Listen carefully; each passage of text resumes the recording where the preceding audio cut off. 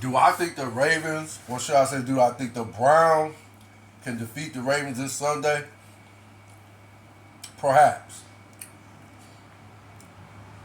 But make no mistake, Baltimore is playing at an elite level. Like, literally, they're clicking on almost all cylinders you need in order to give yourself or just give the team and the organization in its entirety a chance to compete for a Super Bowl at the end of the season, right? Because some consider the playoffs the second season of the year, if that makes sense, or perhaps second season starts in 2024, if that makes sense. But a lot of analysts in Cleveland, well, I'm going to say this one in particular, and I like his take a lot. He basically said, and it was another gentleman who's also an analyst up there in Cleveland. I believe they have a podcast platform. I don't know the name of it. Well, I'm sorry. I think it's called It's Always Game Day in Cleveland. I think that's the name of the podcast platform. And the one gentleman said that the Browns need Deshaun Watson to play better than Lamar Jackson, or just play at an elite superstar quarterback level. Like, what's that? Okay? I'm gonna throw a number out there: 350 yards and 4 touchdowns and no interceptions. Type of level of quarterback play that the gentleman wants Deshaun Watson to play at. That's where he wants him to be at, and he feels if Deshaun Watson can deliver that type of production, then the Browns will win. They'll be victorious this Sunday. If that makes sense.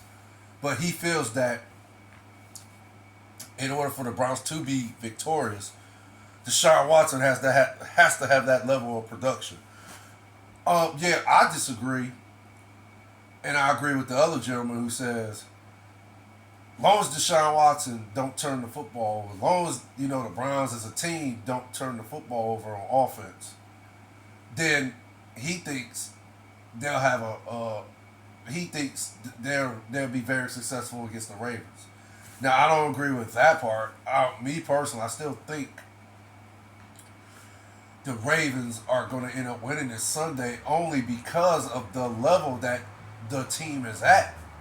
I mean, Lamar Jackson, we know what type of quarterback he is. He's elite, but this year he's playing at an elite level that I haven't actually seen. I mean, again, Lamar Jackson has been elite since he got his start for the Ravens years ago.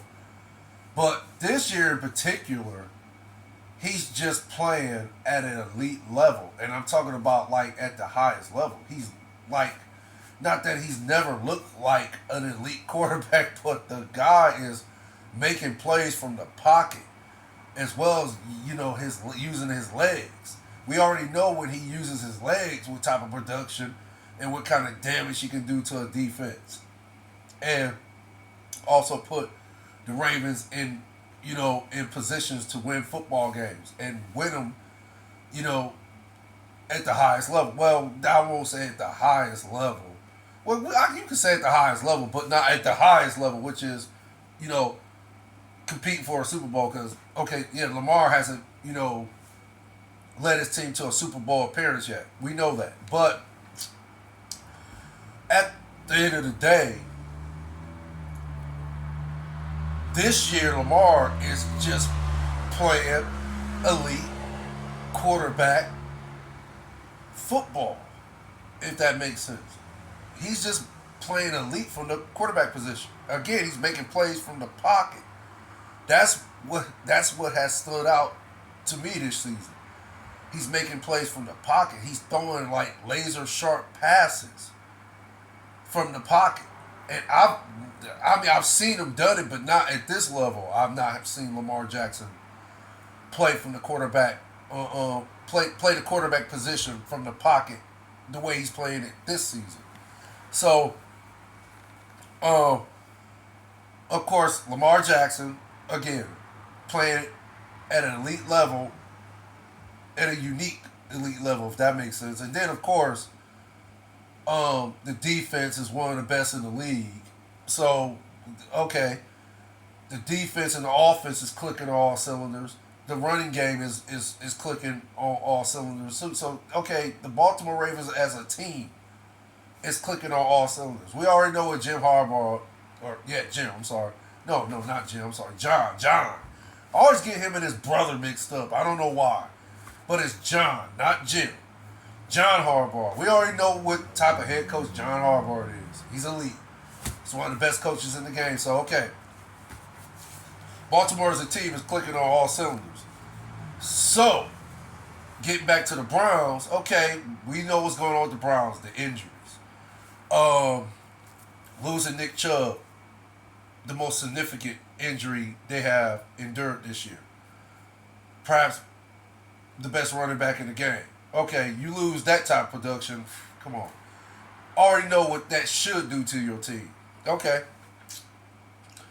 Deshaun Watson in and out the lineup. Of course, come on. We ain't going to even get into all that. We know what the situation was up until this past Sunday. And for Deshaun Watson to play, the way he played this Sunday against the Cardinals, yeah, it's a sign. It's a good sign. But again, the injuries to Nick Chubb, who is out for the season. Then you got Deshaun Watson, who's been in and out the lineup. Quarterback play has been unacceptable. Just unacceptable. I'm gonna say it like that. Not gonna use any more adjectives. I didn't use so many adjectives in my other podcast segments to describe the Browns quarterback play this season. I'm not using no more adjectives. Unacceptable. Defense, for the most part, has been one of the best in the game. But if you really look at it, the Browns are 5-3 and are currently in the playoffs. They're the 6th seed in the AFC as far as playoff seedings. So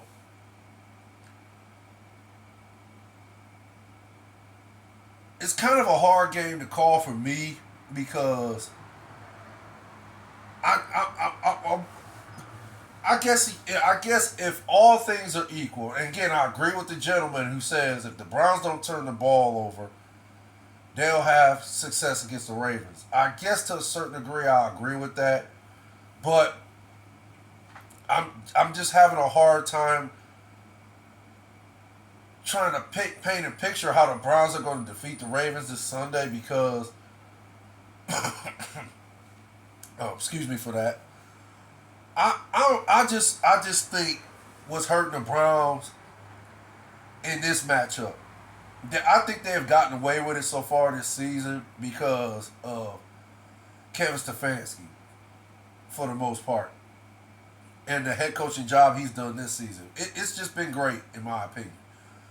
For him to have those type of injuries, to lose perhaps the best running back in the game, and then Deshaun Watson in and out the lineup, not playing it at an elite level. And, okay, yeah, this past Sunday he showed flashes of it, but okay, we ain't going to talk about that. The fact is, Deshaun Watson hasn't been playing elite football. And, of course, the rest of the other quarterbacks have been abysmal, if that makes or dismal. I think it's abysmal. Has been abysmal. So,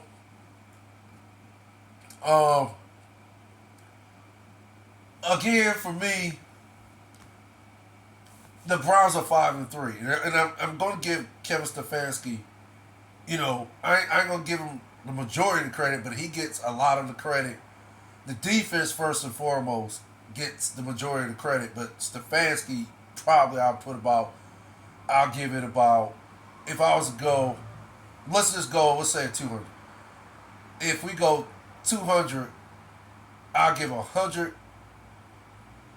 I give 80% credit to Stefanski for the head coaching job he has done, and the rest to the defense. So that's what, 120% So yeah, that I think that equals out.